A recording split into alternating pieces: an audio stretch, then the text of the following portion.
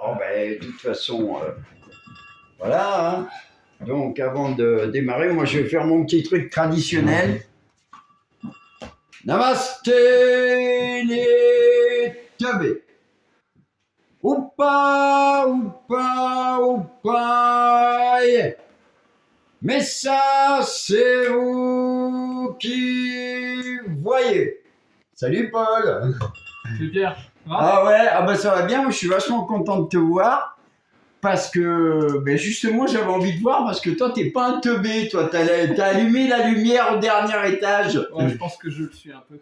Ah, on est tous un petit peu, mais je t'ai écouté 4, 5, 6 postes avant de t'appeler.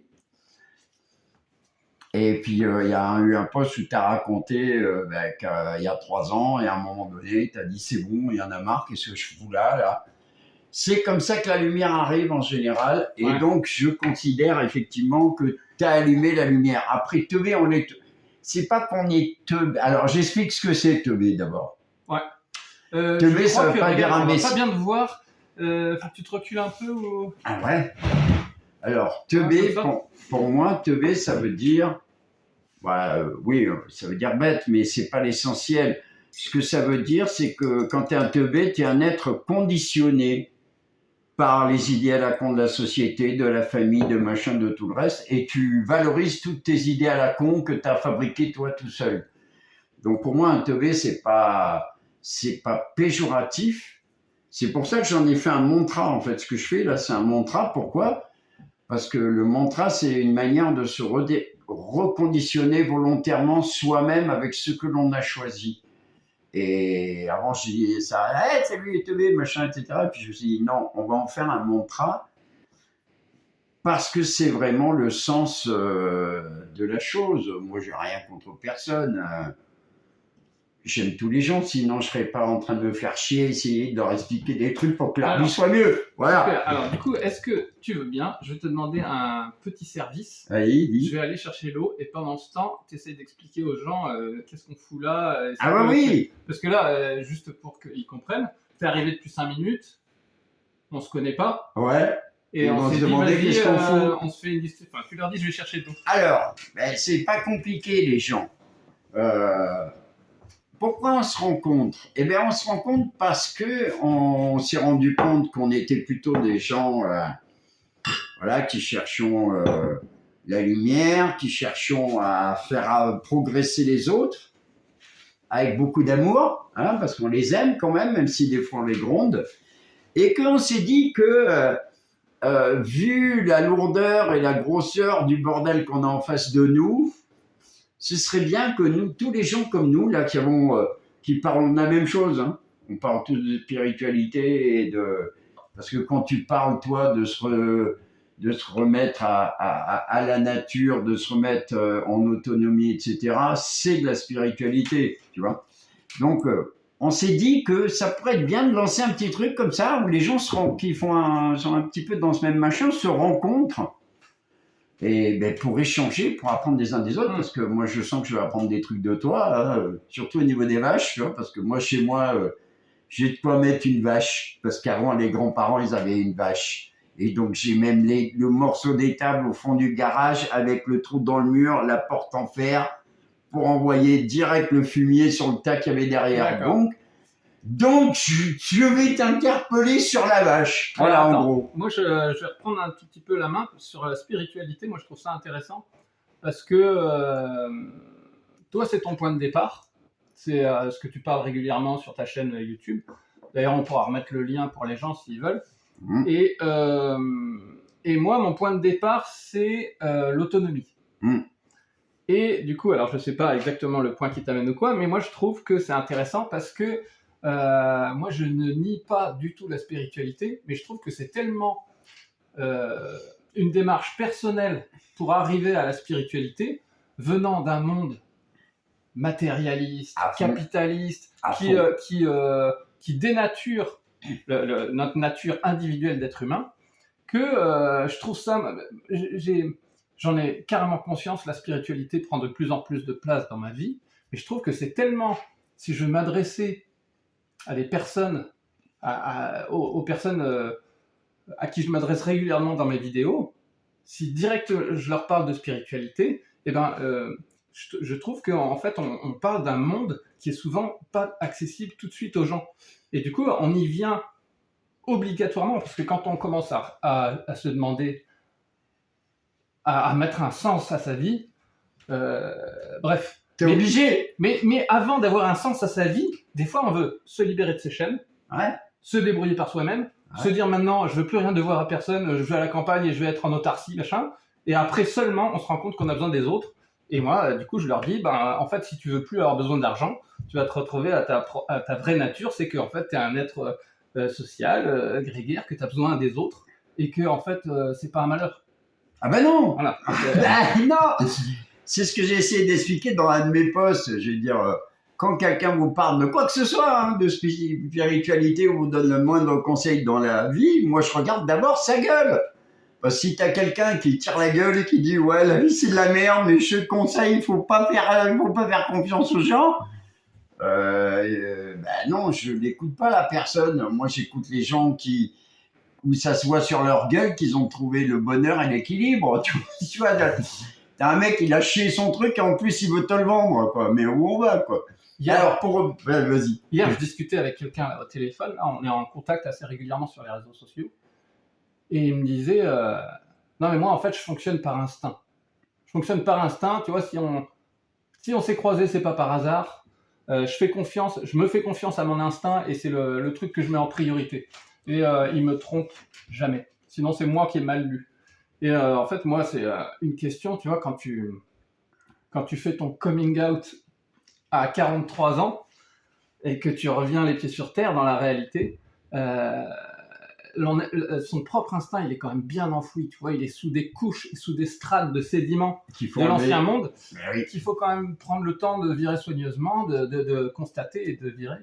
Et donc, du coup, sur ce plan-là, s'il n'y a pas de retard ou d'avance, mais j'en suis pas encore à faire confiance 100% à mon instinct. Mais bon, bref, on tourne autour de ça. C'est quoi qui t'amène? C'est quoi qui t'intéresse? L'instinct, non mais je continue dans le fil. Tu disais, alors déjà, sur le mot spiritualité, sur la réalité de la spiritualité, les gens, ils savent pas trop ce que c'est, en fait. Parce que pour eux, tu leur dis spiritualité, ils pensent direct religion. Religion, exactement. Voilà. Et alors, je suis désolé, les gens, hein, j'ai rien contre les gens religieux, hein, tu sais, qui sont comme ça, là, les croissants, et puis les autres, je sais pas faire avec les doigts, là, pour faire l'étoile. Oui, je me moque, moi. Je me moque un peu. Et c'est très bien. Mais la religion n'est pas une spiritualité. Parce que la spiritualité, la vraie spiritualité, c'est la soif du réel. Et la religion, ce n'est pas le réel. La religion, c'est croire.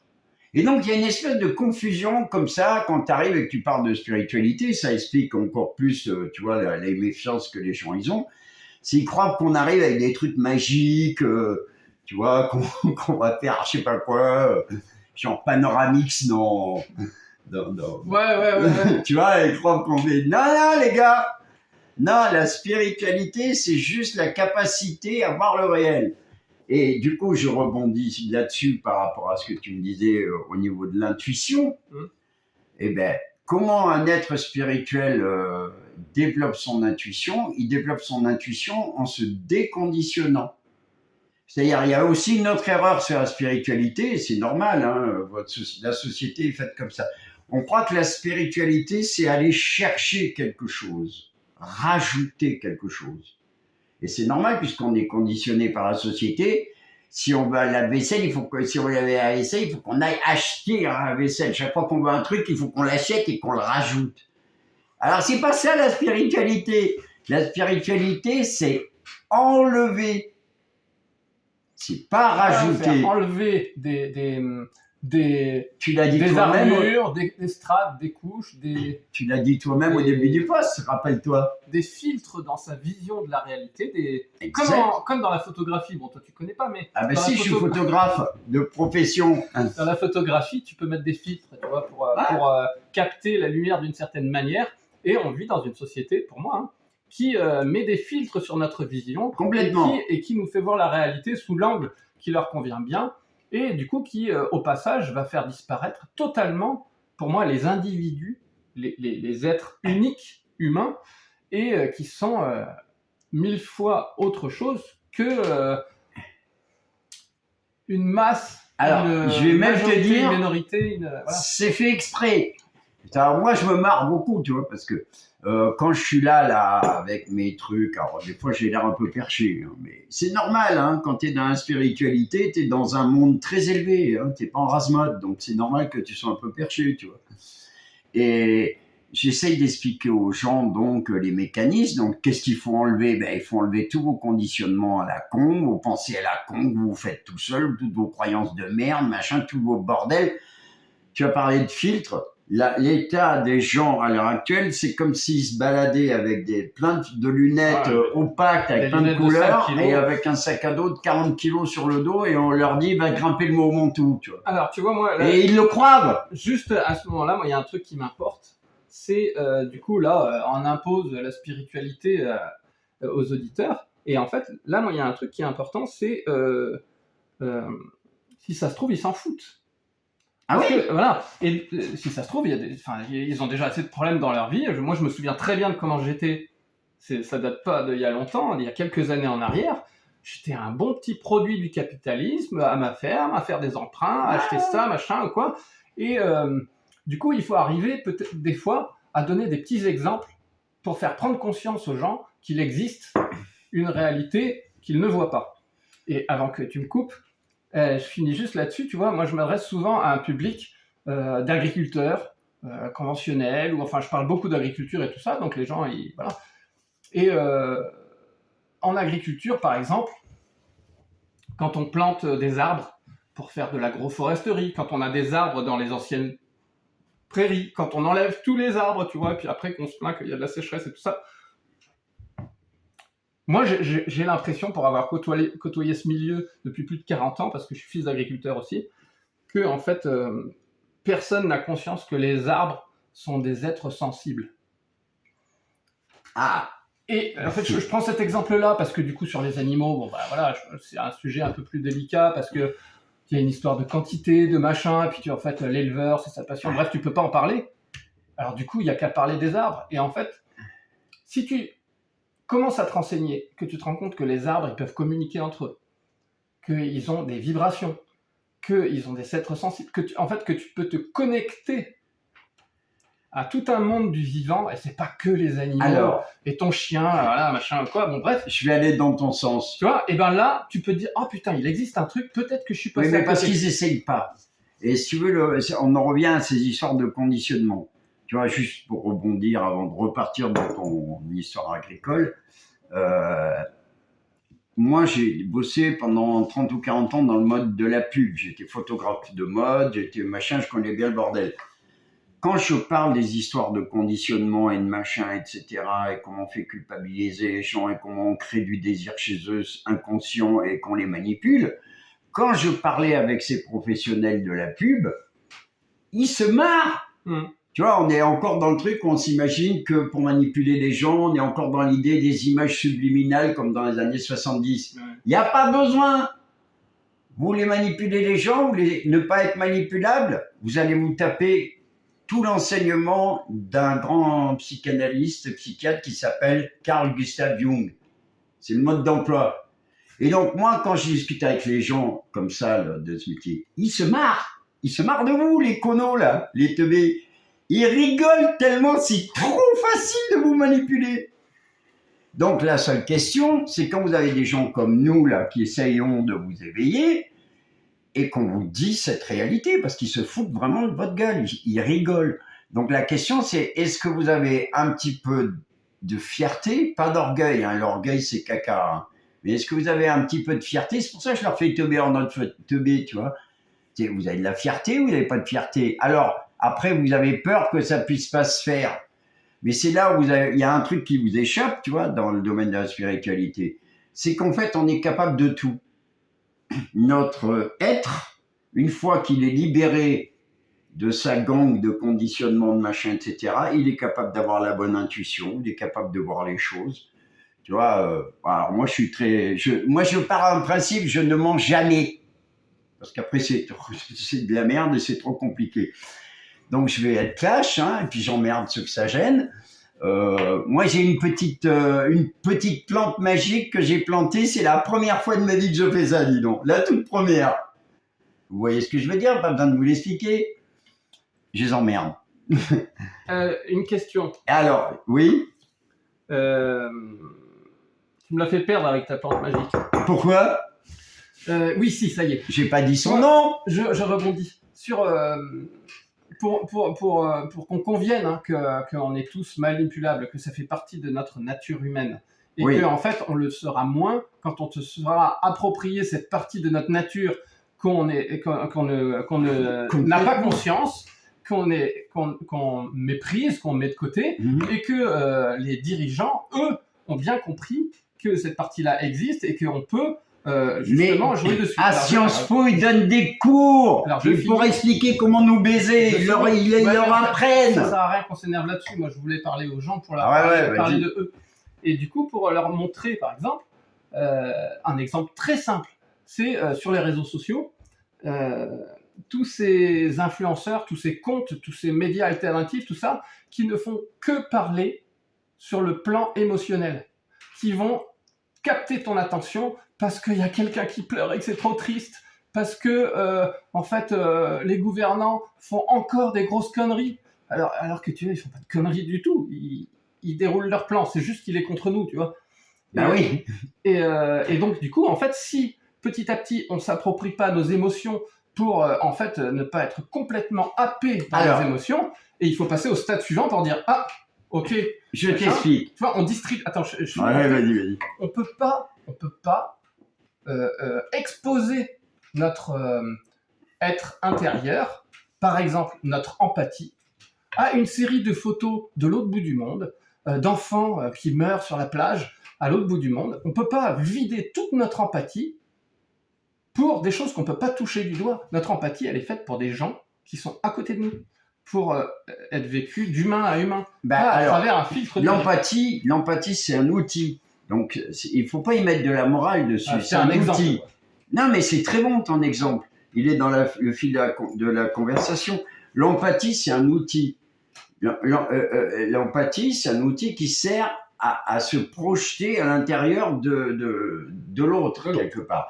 Et je reviens sur mon exemple de petite plante magique, puisque moi, je suis un très grand empathe, puisque j'ai libéré tout ça, je suis déconditionné. Et donc, parce que là où je voulais en venir, puisque tu disais parler aux arbres et tout, moi, je communique avec ma petite plante. Et alors, quand je l'ai plantée, je lui ai dit, bon, alors, tu veux quoi, là? Tu veux que je te laisse dehors dans ton petit pot ou tu veux que je te rentre? Puis j'ai regardé, j'ai dit, bon, écoute, hein, tu vas bien trouver un moyen de me le faire savoir. Je descends, je vais devant mon ordi, j'allume mon ordi pour voir un peu sur Facebook, et là, je vois une pub que des plantes à l'air libre, qui étaient comme ça, le son était branché, et en plus, le son, c'était ouah. Donc là, j'ai dit, bon, ok, j'ai compris le message, donc tu vas être dehors, et en plus, tu vas être terrible, génial, tu vois. Et c'est ça l'empathie. Et là, tu as soulevé un point important, les émotions. Les gens ne savent pas ce que c'est une émotion. Tu sais, dans une de mes chansons que j'ai écrites, j'avais comparé un tout petit peu à... En fait, on est comme des petits enfants. Tu vois, quand on est petit, il y a le livre des émotions pour apprendre les émotions. Tu vois, à l'école, à la maison, et on t'apprend les émotions pour bien mettre des mots sur ce que tu ressens. Et en fait, moi, j'ai l'impression qu'on est resté comme des enfants, et on a même oublié ça, parce qu'en fait, on ne se l'est pas approprié au point de savoir vivre les émotions. C'est pas du tout pour les vivre et passer au stade d'après, c'est-à-dire de passer à la raison. C'est même pas les... Oui, mais en fait ça s'appelle comment ça? Parce que moi, j'ai eu une activité de psychanalyste, psychothérapeute, amateur, je dis ça pour les impôts, sans faire payer éventuellement en gâteau quand les gens ils avaient envie de me filer des gâteaux. Si les impôts veulent récupérer une part, je vous ferai une part de gâteau avec plaisir. Donc je l'ai fait comme ça, donc il n'y a pas d'exercice illégal de la médecine parce que c'était gratos. Et j'ai aidé des gens. Ingérable. Il est ingérable. Je suis ingérable, mais complètement. Donc je tiens à préciser quand même que non, je vais pas dire mon vrai nom parce que je veux pas le dire. Mais mon vrai nom, il veut dire tête de con. Donc si génétiquement je suis programmé, et s'il y en a un qui veut discuter avec moi, qui est contre moi, il n'y a pas de problème. Je peux argumenter de façon très intelligible. Tu vas Tu perdre- vois, tu vas perdre- tu parlais dans ton post là du fait des réactions négatives des gens. Moi, j'ai une façon de faire où j'ai quasiment pas de réaction négative, voire même quand il y a des conflits Facebook entre les gens, j'arrive, je sors mon laïus et tout le monde ferme sa gueule parce que je projette qu'on peut pas m'embrouiller, moi. Ils peuvent venir avec tous leurs trucs. Et les émotions, puisque tu parles de ça, ben moi, tous ces trucs-là, si je me faisais eh ben on va rester sur le tien là, parce que le mien il a lâché là. Et ben on alors, a un plan. ah ouais, hein? C'est bon, bah là, c'est Voilà, bon. on va continuer avec le tien. Et ben les émotions, ça sert à quoi? Les émotions, c'est un sens, un vrai sens. Et il y a eu une grosse confusion au niveau. On dit que les gens disent que l'intuition, c'est le sixième sens. C'est une erreur. L'intuition, c'est le septième. Parce que l'intuition, c'est celui qui te connecte à l'immatériel, quelque part.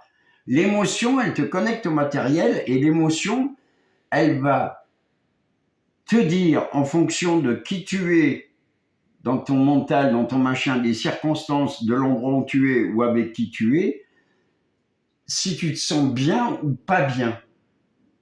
Tu vois, c'est juste ça l'émotion. Quand tu touches un truc qui est trop chaud, tu sais que c'est trop chaud, tu lâches. Tu gardes pas ta main dessus en gueulant « Ah, c'est chaud, ça brûle !» Et bien pourtant, avec nos émotions, c'est ce qu'on fait. Alors chaque fois qu'on a une émotion qui arrive, on devrait dire « Ok, pourquoi je l'ai? Qu'est-ce qui se passe? Ah oui, c'est un tel, machin. Ah ben, j'ai un exemple très rapide, très simple. Tu croises quelqu'un, tu l'as jamais vu, sa gueule te revient pas. Tu as une émotion négative, alors tu peux rester dessus, tu vas passer à côté d'une personne. Puis tu peux te dire aussi, tiens, c'est bizarre, pourquoi lui, je peux pas le saquer? Et là, tu cherches un peu et tu te dis, ah ouais, mais il ressemble au Kono là, que j'avais vu il y a 5 ans, là, qui m'avait fait chier pendant 15 jours. Ah ben c'est pour ça que j'ai une émotion négative. Mais ça veut pas dire que lui, c'est un Kono. Mais maintenant que j'ai compris mon émotion, je peux très bien aller voir la personne au lieu de rester sur mon premier ressenti. Une émotion doit toujours être analysée et comprise, tout le temps.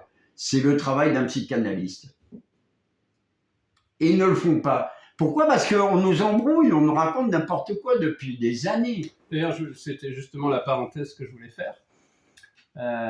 Bon, on va peut-être pas passer longtemps là-dessus, mais en fait, moi, il y a un truc que j'ai accroché un petit peu. C'est notamment sur les réseaux, où en fait, la manière de communiquer, de s'exprimer est de plus en plus resserrée. Tu vois, maintenant, on peut plus parler. Il faut laisser les spécialistes parler du sujet parce que toi t'es pas blanc comme neige, parce que t'es pas parfait, parce que t'es pas machin, parce que t'as pas fait de double étude randomisée à l'aveugle de trucs, et ensuite tu ne peux pas t'exprimer si tu n'as pas sourcé ton truc ou quoi ou machin, et puis du coup les gens ils se disent putain merde je peux plus parler, et en fait je risque de pas avoir raison, et en fait face à cette expression là, face à cette peur de pas avoir raison, moi je me suis dit ça à moi, et du coup des fois je le dis dans mes vidéos aux gens. En fait, quoi que tu ressentes, quoi que tu dises, en premier, t'as raison. Bah oui. Parce que si tu as raison, c'est pas contrairement à ce que tu es tort, c'est que t'as toujours raison, vu que t'es dans ta raison. Donc en fait, ça veut pas dire que l'autre, il partagerait la même chose que toi, mais... C'est pas ça la question. Si tu t'es fait chier de cul à réfléchir un truc, à l'étudier et à y passer des heures et des heures et à trouver une conclusion, il y a des chances que t'aies raison. Maintenant là, c'est un autre problème que tu poses en fait. C'est l'importance que tu donnes à la manière dont les autres reçoivent l'information. Alors moi, je vous le dis tout de suite, je fais ça parce que je sais le faire, mais ce que vous allez devenir, je m'en bats les couilles. Vous imaginez même pas à quel point je m'en bats les couilles parce que moi, je suis heureux dans ma vie. Donc, je donne et je fais ça autour de moi, hein. J'ai plein de copains à qui je casse les couilles en leur donnant des machins, etc. Il y en a, ils prennent, il y en a, ils prennent pas. Mais s'ils ne prennent pas, ça ne remet pas en cause ce que je suis. S'ils ne prennent pas, c'est qu'ils n'ont pas envie de le prendre ou qu'ils n'ont pas assez de réflexion pour le comprendre ou qu'ils ont la trouille de le mettre en place, parce que c'est une histoire de trouille. Mais pourquoi que tu veux que je m'énerve? Enfin, le couillon qui a tout le temps les mêmes merdes dans sa vie qui reviennent, et quand tu lui dis... Tu sais, c'est l'histoire de Jim Carrey dans le film Bruce Tout-Puissant. Tu connais pas ce film? Si, je crois que je l'ai vu. Ouais. Quand Bruce, il suit une camionnette et il demande à Dieu, il dit « Mais Dieu, dis-moi où je dois aller » et qu'il y a plein de panneaux « Faites demi-tour, au revoir, machin ». Et que l'autre, il n'écoute pas les panneaux et il se prend un arbre. Mais c'est ça les gens. C'est-à-dire, en gros, ils passent leur temps à chouiner sur Internet, t'as vu, c'est le bureau des pleurs. Tout le monde chouine, machin. Alors, là, et dès que tu leur amènes une solution, mais moi, si j'avais un problème et que tu m'amènes une solution, je saute dessus comme un mort de faim. Non, parce que en fait, moi, j'aime pas présenter les choses comme ça, parce que quand on les voit pas, les solutions. Juste une question technique, parce que ton micro, là, il est bon pour... ouais, ça va aller, je pense. Parce que sinon, on peut brancher mon machin sur ton truc. Et du coup, on aurait les micro-cravates qui... comme tu veux. Oh, je pense que ça va aller, hein, mais moi j'aime bien apporter des en fait je pense qu'on impacte plus, on se fait comprendre plus facilement par l'exemple et peut-être faire pas trop de généralité parce que du coup on s'y perd. Et je trouve que pour illustrer ce que tu viens de dire, je discutais avec une dame ce matin qui est en pleine démarche vers l'autonomie, qui veut changer de vie, bon, bref. Et je lui disais, si ça se trouve, tu t'en rends pas compte, mais en fait, tu vas capter hein, au bout de 5 secondes quand je te le dis, mais si ça se trouve, ça fait des années que tu luttes en permanence dans ta vie et que t'es pas obligé. Et pourquoi elle se sent obligée et qu'elle ne le voit pas comme une lutte? Parce que tout le système lui dit qu'en fait, dès le départ de ta vie, il faut que tu choisisses ce que tu vas faire et ensuite, tu vas orienter ta vie vers ce que tu es capable de faire. Alors que la vie, tu fais ça si tu veux, mais la vie, c'est pas ce que tu es capable de faire. C'est ce que tu décides de faire. D'abord, ce que la vie écrit pour toi, et ensuite, ce que tu vas choisir de faire par choix et par volonté. Et du coup, il y a des gens qui passent des années, dont je fais partie, qui passent des années à lutter et avoir l'impression de jamais être à la bonne place, que ça va jamais finir, qu'il n'y a pas un souffle d'air de recul. Et oui, du coup, là, mais parce que vous avez des là attentes. à ce moment-là, on voit bien, on illustre, tu vois, que y aurait d'autres solutions. Et sinon, on les voit pas, en fait. Oui, mais non, mais il y a aussi un autre mécanisme, c'est que le mental humain, il est construit pour lutter contre la peur. La peur, c'est une calamité. La peur de l'incertitude. C'est un truc incroyable, la peur de l'incertitude. Et du coup, c'est un des leviers de manipulation. Eh ben oui, et du coup, les gens, ils ont toujours besoin d'avoir des certitudes. Ils préfèrent avoir une certitude nulle, mais en avoir une, que pas avoir de certitude et laisser voir ce qui vient. Du coup, pour résumer, parce que je pense que les gens ils connaissent bien ça quand même, bah oui. Je préfère être sûr d'être esclave toute ma vie, plutôt que de m'exposer à une vie avec des risques et de risquer le bonheur, de risquer de me trouver, de risquer de vivre intensément, de risquer de trouver ma voie. Et tout ça, c'est des risques. C'est pas facile. Et c'est pour ça que les gens qui ont eu des personnes qui sont mortes de vieillesse ou quoi dans leur vie, dans leur famille, on va dire, je ne sais pas si vous avez remarqué, mais généralement, la plupart du temps, quand une personne âgée meurt comme ça de vieillesse sur son lit, machin, il y en a très très peu qui meurent avec le sourire. Elles sont toutes une espèce de regard un peu d'effroi, parce qu'à la fin de ta vie, elle a... Pareil, hein, les gars, hein, mes petites teuvées d'amour, vous croyez ou vous croyez pas, c'est votre problème, mais c'est comme ça que ça marche. C'est qu'à la fin de ta vie, tu as l'addition qui arrive. C'est le moment où, à la fin de sa vie, tu as la conscience qui vient prendre toute sa place et qui te montre qu'en fait, tu es passé à côté de ta vie. Tu vois, moi, juste pour finir, j'ai eu l'exemple de ma mère. Ma mère, à la fin de sa vie, bon, 3 jours avant qu'elle meure, elle était à l'hôpital, elle me fait, tu sais, parce que moi, j'ai essayé de l'éveiller toute ma vie, ma mère, tu vois, de lui faire comprendre des choses. Et là, à la fin de sa vie, elle me fait, tu sais, Pierre, j'ai pris conscience que... Puis là, elle a arrêté de parler parce qu'elle était un peu cynique. Je lui dis quoi? Elle me fait, ah bah je sais plus. Mais bon, moi je sais de quoi elle a pris conscience. Elle a pris conscience qu'elle est passée à côté de sa vie. C'est ce qui va vous arriver à la fin. Là, vous penserez à moi, là, quand vous serez à la fin de votre vie et que vous aurez passé toute votre vie à refuser l'incertitude, le bordel, tout ce qu'on est en train de vous raconter. Là, d'un coup, vous allez avoir l'addition et vous allez dire, ah merde, mais rassurez-vous, c'est pas grave, vous allez en revivre une autre vie. Mais ils vont en revivre une et ils vont revivre des vies à la con tant qu'ils n'auront pas compris le truc. Parce que nous, on a déjà vécu des vies à la con avant, tu vois. Et pour revenir à ce que tu dis, je pense que ceux qui savent, à un moment, il faut qu'ils aient la force la force de leur certitude et qu'ils soient capables de dire les choses. Parce que moi, quand je dis ça, c'est du réel. Je fais mon mariole parce que c'est plus rigolo. Mais fondamentalement, ce que je dis, c'est le réel. Et si j'étais tout seul à le dire, mais non, tous les trucs que les spiritualistes on vous dit, ça fait 15 000 ans depuis la culture indienne qu'on vous le dit, on vous le répète tout le temps. Lâchez l'affaire, soyez dans la vie, arrêtez avec vos conditionnements et vos pensées à la con. Et là, vous allez vous rendre compte que tu l'as vécu toi. En plus, tu peux témoigner. C'est que d'un coup, tout se met en place. C'est-à-dire qu'on n'utilise pas le même langage, alors du coup... C'est ça l'intérêt. Oui, c'est ça l'intérêt. Mais ce que je veux dire, c'est qu'au moment où tu as allumé la lumière, tu t'es rendu compte aussi que les choses venaient à toi plus facilement, j'imagine, par rapport à ce que tu voulais faire de ta nouvelle vie.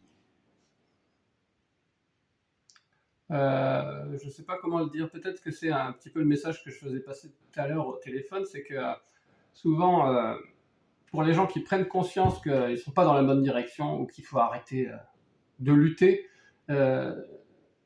souvent ils se tournent vers qu'est-ce qu'il faut faire, vite les compétences, vite, et ils projettent leur vie vers un rêve, vers un idéal, vers un truc qu'ils n'ont pas construit, qui s'est mis dans leur tête. Et c'est ce que je lui disais tout à l'heure, en fait, des fois, ça vaut le coup de s'arrêter à ce moment-là, juste pour faire l'état des lieux. Bien sûr. Pour savoir qui on est, ce qu'on a fait, indispensable. Ce qu'on ressent sera approprié, justement, notre feeling, nos émotions, notre instinct, se faire confiance à soi-même, et de savoir si on est prêt à prendre des risques ou si on est encore enfermé dans la peur, et des choses comme ça. Et donc, je trouve que ce moment-là, particulier, je trouve qu'il est important, et ça vaut le coup, la première fois, de l'enregistrer comme un exercice qu'on peut ressortir à tout moment après dans sa vie pour se recentrer, et ça ira beaucoup plus vite après, mais pour se recentrer, juste checker. Ben justement, raconte-toi comment ça s'est passé. Moi, je crois que c'est par le fait de raconter notre propre expérience qu'on enseigne aux gens aussi. Donc toi, quand tu as vu la lumière il y a 3 ans, là, et que tu as dit ah, c'est bon, c'est plus possible, machin, ça s'est passé comment? Tu as pris ce temps de réflexion? Comment ça s'est passé? Raconte-nous. Est-ce que tu veux bien qu'on fasse une petite pause? On check l'aspect technique et on revient pour le retour d'expérience. Avec plaisir. 2e épisode tout à l'heure, les chevaux.